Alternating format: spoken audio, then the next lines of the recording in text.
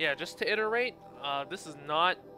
I'm not going to show you where the stuff is. I'm just going to play all of it and read the text. So yeah, here we go. It's Air Combat Academy. Found your mother's cradle. A pocket shit storm tour, day 2. My father guest lectured here.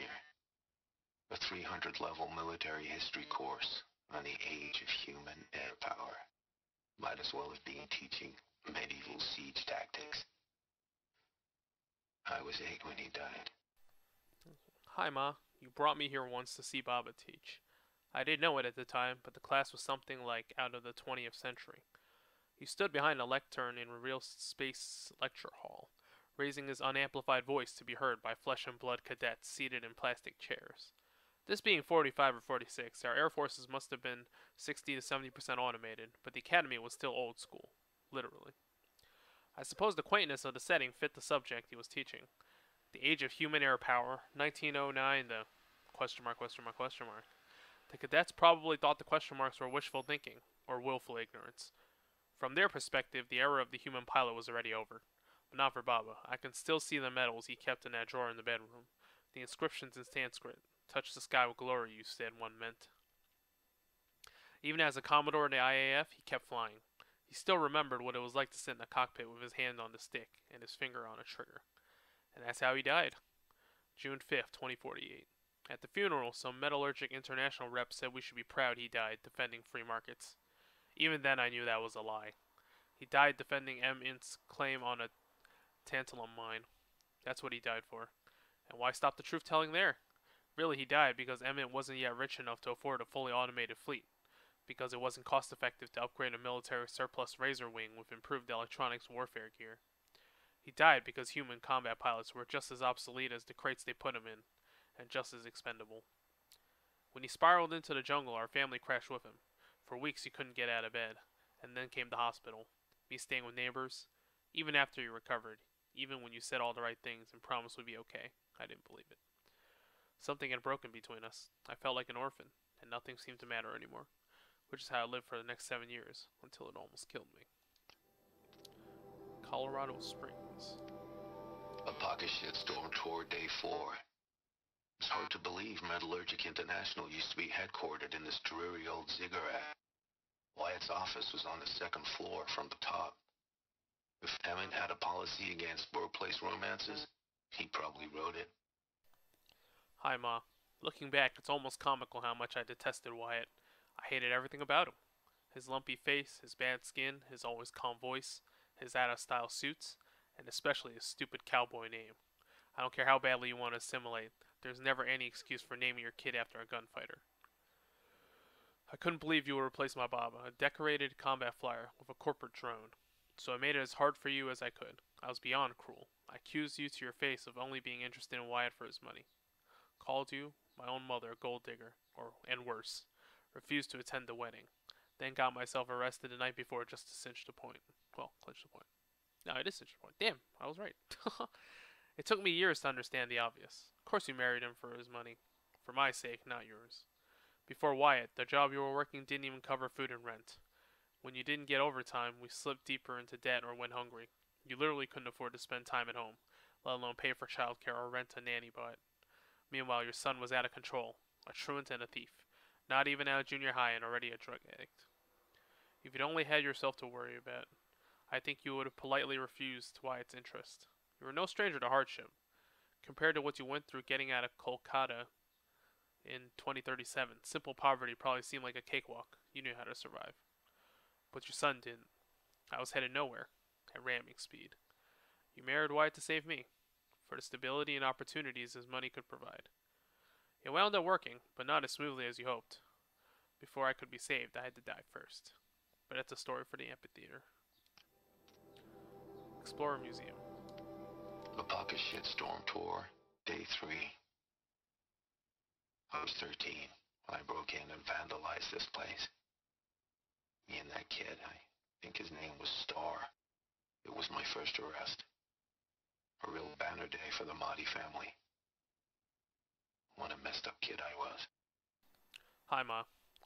Like me, Star was a problem kid, but he wasn't really smart enough to get into trouble on his own. I didn't tell him my real motivations. Just made breaking into the museum and vandalizing it sound like a fun thing to do high on a duster.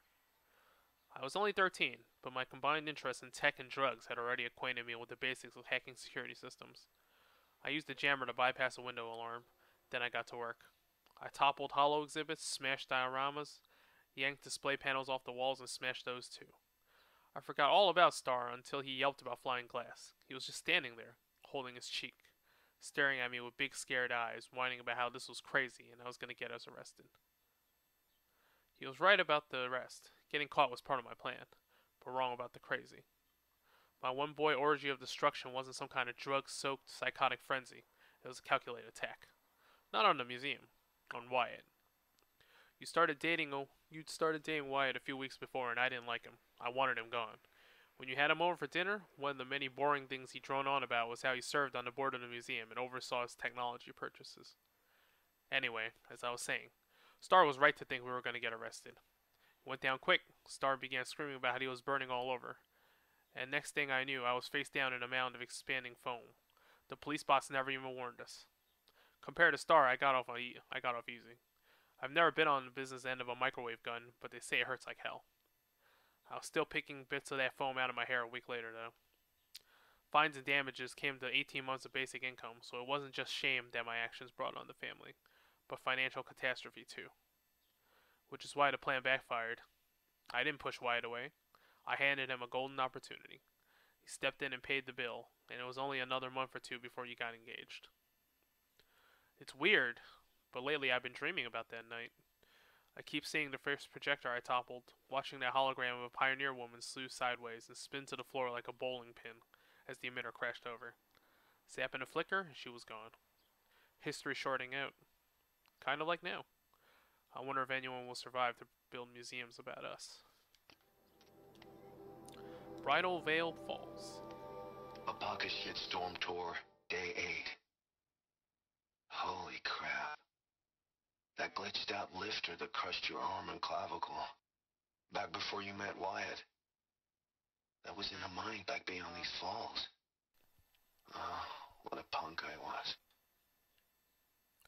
Ma, I can't believe I just stumbled across this place. I remember your injury, of course. I just forgot that it happened all the way out here.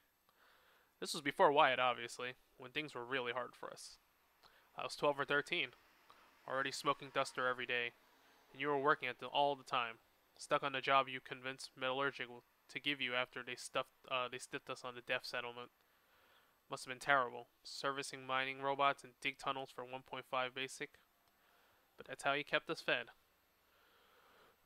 When the lifter injured you, the foreman said it was your fault. Said the telemetry showed base human error, yours. When you told me that the telemetry had been cooked, I didn't believe you. I blamed you for your injury, same as the company. What a great kid I was. I didn't understand the situation at all. Denial of comp was a financial death blow. We were days from living on the street. Which is why you pushed your grievance up the ladder, up and up, until finally you wound up in Wyatt's office. You ordered an investigation, which was the right thing to do, though I've always wondered just how dispassionate his decision was. The investigation proved the telemetry had been tampered with and validated your claim, and the implants and cybernetics fixed you up good as new. By all appearances, it looked like everything that had gotten broken had been fixed. Hell, another 6 months and you and Wyatt started seeing each other, so before long, even our poverty was fixed. What we didn't know, of course, was that you'd been poisoned. Lubor 6 exposure from the solvents you used to keep robot joints clear. We were still years from knowing the long-term effects, but the damage was done. You doomed yourself working a shitty job to keep me fed and clothed, and I can't even remember a single time I thanked you for it. Screw this place. Eagle Canyon. A pocket shitstorm tour, day 9. I was setting up my tent right here when Wyatt's call came through. I came as fast as I could, but you'd already slipped into a coma. We never got a chance to say goodbye. Hi, Ma. My plan was to go camping out here after the AMDS-15 launch. I've been working OT for the past 9 months, so I was pretty frazzled, and figured I should take a weekend to relax before Crunch started up again. I was setting up my tent when Wyatt's call came through. He said it was an emergency. I called a list spin vert and made it to Denver General in less than 27 minutes. I was too late. You'd already slipped into a coma. I didn't understand how that could be, but when I told Wyatt to explain, he just kept choking up, waving me towards the care center. So it was a holodoc that broke the news. How you'd been diagnosed a year earlier. The adverse reactions to gene therapy and polymer vascular replacements. The 6 months of mobile dialysis. I couldn't believe you kept it all secret from me. Even at the height of crunch, I called you once or twice a week, so you just sat there listening to me enthuse about my latest project or complain about workplace politics. And all the while you were dying? It didn't make sense. I marched back to Wyatt, cornered him, and demanded he explain. He said you hadn't wanted to distract me, that I was doing important work and needed to focus. You know, as though the latest 8 AMDS launch into palladium and rhodium it'd bring back to Earth mattered more than the Ma who was already here. Wyatt kept saying how proud you were of me. He even parroted that onwards and upwards phrase of yours. He said I should get back to work. And that's what you would have wanted. That he'd stay at the hospital and keep me informed. I didn't go back to work. I called in. It took arguing my way past 2 supervisors, a labyrinthine automated HR menu, a human resources AI, and an anal defensive benefits executive to activate my personal leave. But I did it. And then I sat at your bedside for the next 7 days. I kept thinking of the hospital after my OD at the amphitheater. Kept thinking that if you came out of the coma, I wanted my face to be the first thing you saw. On the 8th day, they pronounced you dead. After the funeral, I went back to work. But I wasn't really there. I kept telling myself to focus. That it was okay to be there. It was what you would have wanted after all. Onwards and upwards. But my work fell behind. When my supervisor called me in for an emergency interview, I told myself to play it cool, accept the criticism, and promise to do better. It didn't go like that. I snapped and shouted at him, and then broke down, sobbing uncontrollably. 2 minutes and 3 sectrons later, and I was standing outside the Faro building, blinking in the sunshine, straightening my bunched up clothes. An alert on my focus indicated I should go home for the day, then report for a disciplinary review on Monday. But I didn't go home. Another idea had risen up in my mind, already fully formed. I guess I'd already been thinking about doing it for a while. I took a lift spin to Pioneer Park. 10 minutes of asking around and a truth test to show I wasn't a cop was all it took to make a connection. I went home with the drug, started using. It didn't stop. Duster, snake, skydive, overcast. No razor wing, at least. I didn't take calls, didn't show up for the disciplinary review on Monday morning. A friend stopped by and hammered the door until I answered it. When he saw what was happening, he staged a one-man intervention. I agreed to go into treatment, but I didn't harbor any illusions. Use of personal leave was bad, but the use of psych/SA leave? Career suicide. Sure, they couldn't legally fire me for it, but I've been around FAS long enough to know they'd find a way. My career was over. I thought I was at rock bottom, but I was wrong, of course. I still had a long way to fall. Monument Valley. A pocket shitstorm tore day 7. I was 3 months out of rehab when we went camping out here. Wyatt went to sleep early. So it was just the 2 of us when we stayed up and watched the Perseids. After, as we talked about the stars and space tech, I suddenly knew what I wanted to do with my life. Hi, Ma. It was August. Summer school had wrapped, and I'd aced my course, so I was heading back to 10th grade and with a good head of steam. As a reward for my studies and my sobriety, you and Wyatt gave me a Fullerton Labs Astro Prodigy and took me camping to watch the Perseids at their peak. I was amped. Wyatt spent all afternoon struggling with a self-constructing shelter he brought for the trip, until he finally gave up and built the damn thing manually. Well, the sleeping pods anyway, while we made a fire and cooked dinner. Must have taken a lot out of him, because Wyatt was nodding off at dinner and went to bed soon after. As night fell, we sat and watched the meteors streak across the sky like fingernail scratches, marveling at their abundance, laughing our delight. After an hour or so, you asked me to teach you the constellations, so I launched the Astro Prodigy and played Professor, spouting off about each star group as the drum magnified them. Later, I had to zoom in on the Odyssey, which was still being constructed in orbit back then. It was another year or 2 before they abandoned it. We could actually see the robots building it, zipping across the hull like little fireflies. So I jabbered about that, which got me started on yammering about the robots that Faro and the other corporation, even Metallurgic, had begun sending up to mine helium-3 from Luna and metals from the asteroid belt. The more I spoke about space tech, the more excited I became. But I was getting cold too. Deserts at night are like that. So I sat back down next to you and we huddled under the camp blanket. For a little while we were quiet. I wanted to say what I was thinking, but it felt ridiculous. But then Wyatt snorts explosively from inside the shelter and we giggled, and our laughter seemed to make an opening for me to just go ahead and say it. Did I, your delinquent son who almost flunked out of high school, who nearly died of an OD at a Bash Corps concert, wanted to be an aerospace engineer and make the sorts of machines they have been talking about? Robots to gather resources in the solar system. Maybe even ones that could travel to other stars and colonize new worlds. Bryce Orbital. Day 12.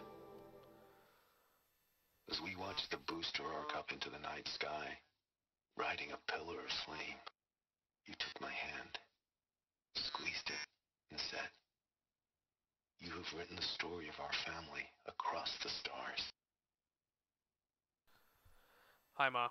Last stop. After this, I'll have said everything I need to. It's just a routine launch, but for us, it might as well have been Apollo 11. It was my first payload, a seeker extractor with an upgraded propulsion system I designed. The vehicle was destined for M89282, an asteroid rich in ruthenium and tungsten. A metallurgic claim, as it happened, a family event through and through. So there we stood, in the open air as night fell and the stars came up. And of course, I was thinking of that night years before, when we watched the Perseus together and talked and dreamed of this very moment. You were thinking of it too, because when the booster launched as it rose into the sky on its jet of flame, you took my hand and said, "You have written the story of our family across the stars." Even then, I knew it wasn't true. The vehicle headed for a rock, not a star. It was a routine launch, not some voyage of discovery. But my heart was too full to quibble. I just smiled and squeezed your hand back. It was the finest moment of my life. You and me, Ma, onward and upwards, the start of great things. But after you died and I broke down, the meaning of that night changed. Everything that seemed wonderful seemed to turn rotten and false. It seemed false because it was false. I had never written anything across the stars. Sure, I'd hoped to work on a project like that, a deep space probe, or a colony ship. But it never happened, and now that my career was over, it never would. But then, when I found out about the plague, the memory haunted me even worse. Because it wasn't just me who failed to write a story across the stars, you see. It was all of us, our entire species. All our innovation, all our tech, all our striving, and it came to zero. I've been looking up at the stars a lot, Ma. The only story I can see written across them is that we are small and insignificant, and will soon disappear with hardly a trace left behind. It's a hard story, and I don't like it very much. So I guess maybe what I've been trying to do these past 12 days is tell a different story. Not a big story, written across the stars, but a tiny one, written across the humble earth of the only world we ever got to know. I have no reason to think that anyone or anything will survive to ever read it. But whether that happens or not, the truth of the story remains. That once upon a time, on a planet called Earth, there lived a boy named Bashar who loved his mother very, very much. Goodbye, Ma. I love you. Lake Powell. Day 11. I came out here to die. But instead of overdosing at Wyatt's cottage, I went out walking along the water. I was standing right here when the idea hit me. And the moment it did, I knew I had to do it. Hi, Ma. I came out here with a duffel bag full of drugs after I found out about the plague. I had a plan, and a simple one. Figured I'd spend a few days getting high, then OD on Overcast. I guess I was still furious at Wyatt for aiding and abetting her silence. If everything had gone according to plan, my corpse would have laid rotting in the cottage for who knows how long. He would have needed the least catastrophic cleaning blast just to scrape me off the floor. A skeletal middle finger from beyond the grave. But things didn't go to plan. For some reason, I went walking before I got high. I trudged along the shore, thinking of all the times we walked and talked here. How I changed over the years, how you stay the same. Whether I was a high schooler jabbing about AP classes or a university student gossiping with my professors or an FAS engineer, pontificating about payload yields, you were always there. Always listening, always interested, and always encouraging. Of course, spurring me on, onwards and upwards. But now here I was, an abject failure, standing alone on this beach, as all around me. Children chased playbots across the sand, sunbathers basked, families splashed into the water, or zipped past on old-timey boats, utterly oblivious to the mechanical terrors that would soon consume them. Brief moments in the sun, doomed to end in horror and amount to nothing. All your love and devotion, all the sacrifices you made to support my success, what did that come to? Failure, and at such cost. We never even got a chance to say goodbye. But even if I hadn't failed, if I'd gone on succeeding, would that have been any better? The whole time I was clawing my way up the ladder at FAS. The company's military division was creating the tech that would end the world. I served the same master. Success was a ladder to nowhere. Just took falling off and landing on the Vantage project to see it. I don't know why, but the irony of that had never hit me until I was standing on this beach. That it was only because I failed and been assigned to Vantage, an abandoned time capsule project, that I found out the world was ending. Irony? More like a cosmic joke. Why then did the realization hit me like an inspiration? I had access to the tech. I knew I could do it. Sure, in the end, it probably all come to nothing, like everything else. But for 50,000 years or more, whatever data I left behind would still be there. It wouldn't be much, but it wouldn't be nothing either. I went back to the cottage, stashed the drugs, called a lift spin into town. If I was going to make an end-of-the-world tour, I figured I might as well do it in style, so I leased a Subaru and rode that to FAS. I let myself into the lab, signed out 12 Vantage spikes for testing, put them in the trunk of the Subaru, and the rest is history. It was less than 2 weeks ago. Feels like forever. When I started the tour, I figured I'd come back here and pick up where I left off. Get high and then dead. But the first thing I did when I got back was incinerate the drugs. All 2.5 months of salaries worth. So that bridge to oblivion has literally been burned. I don't know how I'm going to die, but it can't be like that. I know how you felt about me and drugs. However it happens, I can at least promise you this. I will die clean. Still, one last spike to sink. One final stop on the Grand Mystery Tour. I'll see you there. Faro Automated Solutions. A pocket shitstorm tour. Day 1. Where better to start than at the end? Or where the end started, anyway. Ground zero. Where it all came crashing down. My career first. And everything else. And I mean everything. Hi, Ma. Remember how ecstatic we were when I landed a job here? Aerospace Control Engineer at Faro Automated Solutions. Straight out of Stanford U.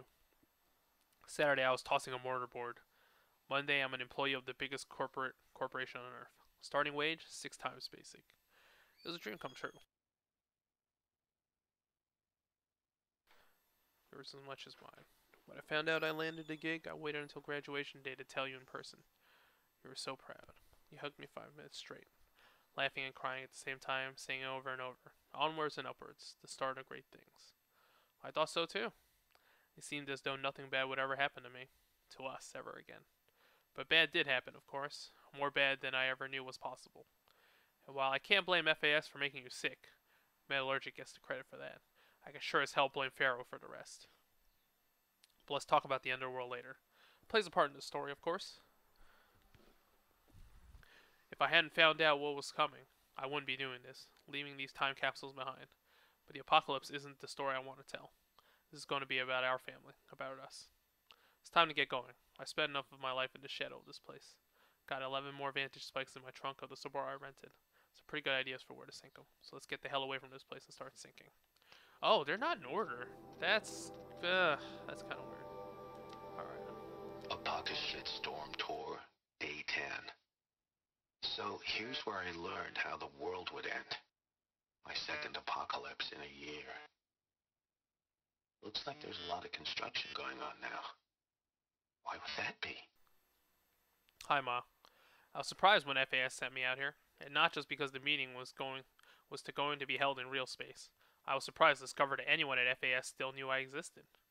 When I returned to work after treatment, HR informed me I'd been reassigned to the Vantage project. It was exactly the professional death sentence I was expecting, the career equivalent of getting sent into a red zone without an environment suit. Everyone knew Vantage was one of those doomed projects FAS kept around solely for the purpose of assigning dead-enders to them, especially head cases like me who couldn't be summarily fired for fear of parody litigation. Month by month, the management would pile losers on a lost cause, then cancel the project and lay everyone off. A ship of fools sunk with a single torpedo. Ain't wrongful dismissal of its downsizing. I had nothing better to do, so I spent my time studying the tech. Chip design wasn't my forte, but I knew enough to admire what the engineers had accomplished with the Eternity chip. Stored data was guaranteed to last 50,000 years or more without degradation. As for Vantage itself, the project was little more than a failed marketing plan. The idea was to promote the tech by burying unlocked eternity chips at scenic locations around the world. Public domain time capsules where enthusiasts could cache date lock data. The project got as far as developing the spikes, portable drill applicators to sync the chips, then stalled when Grass Heckle encapsulates came on the market and stole Eternity's thunder. Anyway, I've been at Vantage 3 weeks when FAS unexpectedly sent me out here for a real space meeting. Me, a dead ender working a Dune project, dispatched to a high security FAS R&D site inside Kings Peak. It didn't make sense. Security put me in a small conference room and told me to wait. It was downright claustrophobic. Dim lights, bad ventilation, more like an interrogation room from one of those 90s cop vids. But what really got my attention was the noises coming through the walls, the non-stop bang and clatter of construction bots building something deep in the mountain. Something big. The door opened and some doofs wearing FAS badges file in. I recognized one of them, Brad Andek, a military division replications engineer I met when I first joined the company, but I don't think he recognized me. He stayed at the back of the room the whole time looking distraught. I was about to ask what the hell was going on when a woman wearing a hijab walked in. She didn't introduce herself, but she didn't have to. It was Samina Ibaji, former lead archivist of the Odyssey, architect of the entire Homer project. Not a global celebrity by any means, but if you grew up following the Odyssey project like I did, you knew her on sight. Ibaji sat down and started asking extremely precise questions about the upper range tolerance of Eternity chips. Then she asked me to speculate about the feasibility of various upgrade paths. The interview lasted maybe 10 minutes, whereupon she thanked me for my time and left. Everyone else fled out after her. Security came for me a few minutes later and escorted me to my vert. The whole way back on FAS, I kept trying to figure out what had just happened. What was Samina Ibaji doing at a classified Pharaoh R&D site? Asking me questions about Eternity tech. Didn't add up.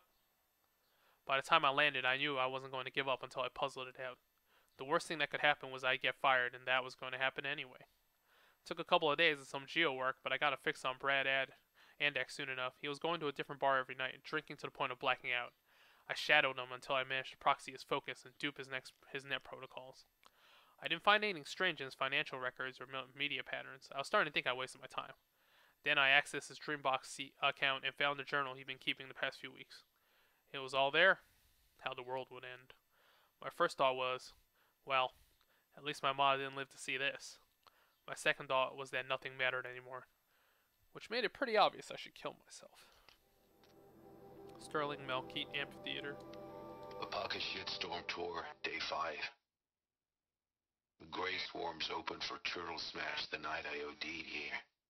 Or so the police report said, anyway. I was 15 years old. When I woke in the hospital, 2 days later, your face was the first thing I saw.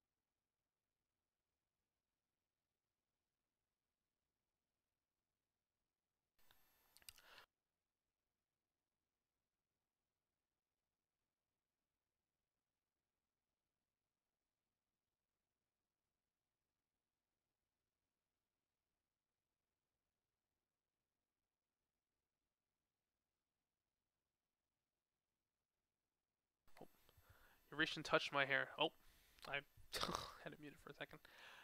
And like a thunder crack, I broke. Or maybe I was just snapping back together. I lay there, sobbing, for what felt like years. The whole time, you never took your hand away, and I didn't either. The next day, I agreed to go into treatment. I wish I could say I never picked it up again, but as we both know, that's not exactly how things turned out.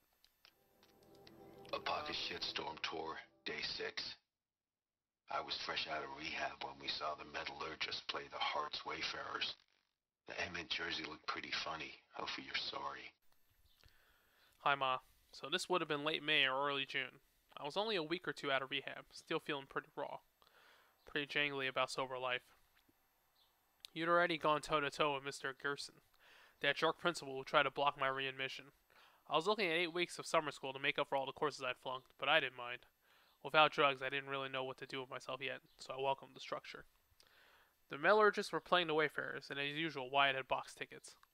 But this is the first time I'd agreed to go. Hell, it's probably the first time I agreed to do anything as a family. In retrospect, I'm surprised Wyatt was willing to bring his hellion stepson to a public event so soon. I'd seen teams slug it out in hollow before, of course, but seeing it in real was the whole other thing. The size of the machines, their speed, the way they bashed each other to pieces, it was intense. All at once, my fascination with tech, which had kind of faded as I sunk into the drugs, came roaring back. When Homie Rahman, the team's chief engineer, stopped by the box at halftime, I was all over him, blasting him with questions like a one-boy press conference. Looking back, it wouldn't surprise me if you took me to that game hoping to get me excited about tech before I headed into summer school. Or was it that you wanted me to catch a glimpse of corporate privilege? It was always your dream that I end up in engineering or business. Well, there was plenty of engineering on display when Connor 12 scored with an 18-meter rocket jump, and plenty of VPs and even C-levels in the box with us when we cheered the goal. Yeah, it was a setup. You knew what you were doing. Always did.